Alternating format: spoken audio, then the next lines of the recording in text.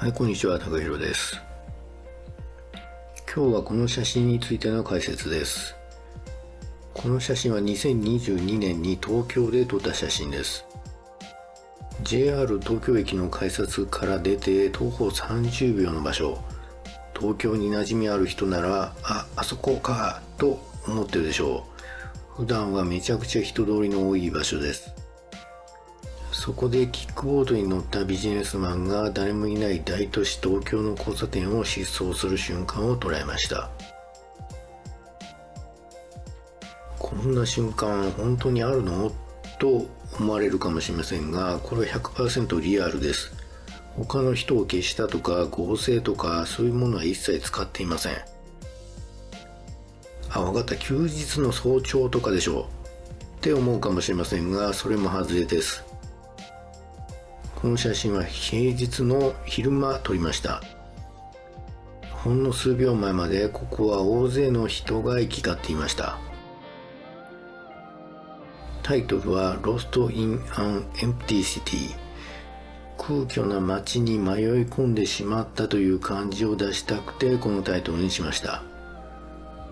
この写真は2022年の IPA インターナショナルフォトグラフィーアワードのストリート部門で3位を受賞。また翌年2023年のアーバンフォトグラフィーアワードでファイナリストに選ばれた写真でもあります。僕の代表作の一つです。ここまでだと単なる自慢になってしまうので、今回は特別にこの写真の取って出しの画像をお見せします。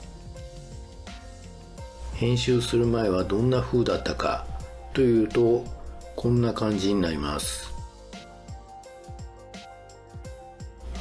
なんか結構普通だなって思いません？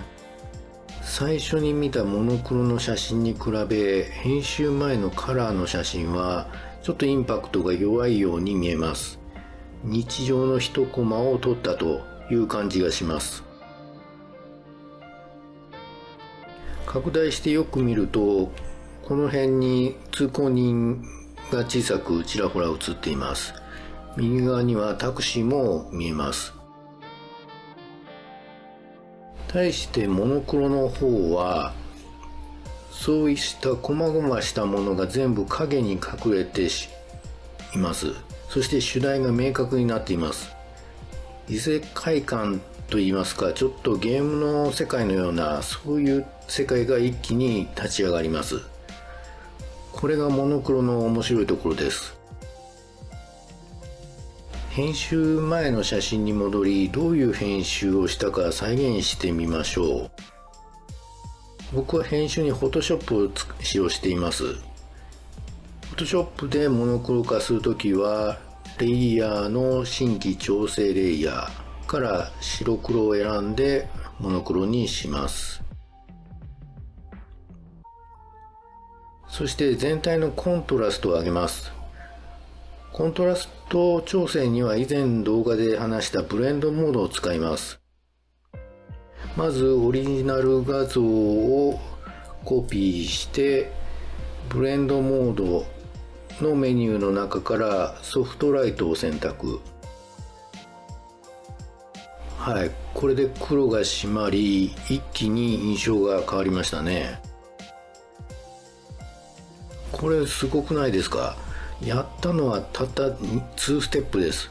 モノクロにして、その後コントラストを上げる。この2ステップで印象がここまで変わります。僕はこの世界を見て撮りました。普通の人が見ても多分素通りしてしまうような普通の景色、それを脳内でモノクロに変換して、これはいけると確信しカメラを構えてたというわけです。もっと具体的に言うと、この交差点に入る光や背景のビルに投影される影の形と関係しています。背景と人物がきれいに分離できる光の角度が計算されています。これら全部をまとめて一言で言うと、モノクロの目ということになります。以前出した動画、なぜモノクロなのかの回で話したので覚えてくれている人もいるでしょう。僕がこの写真を気に入っている点をまとめると以下のようになります。一つは東京駅徒歩30秒という誰もが簡単にアクセスできる場所で撮ったということ。そしてそれをこの視点で撮ったのは僕だけだということ。僕が知ってる範囲ですけど、少なくともここ 4,5 年でこの場所をこの視点で撮ったのは僕だけだと思います。これはストリートフォトの面白さにもつながります。ストリートでは本当みんなが見逃している景色や光景がまだまだたくさんあります。それはすでにもう目の前に存在しているんです。皆さんが毎日見ているんです。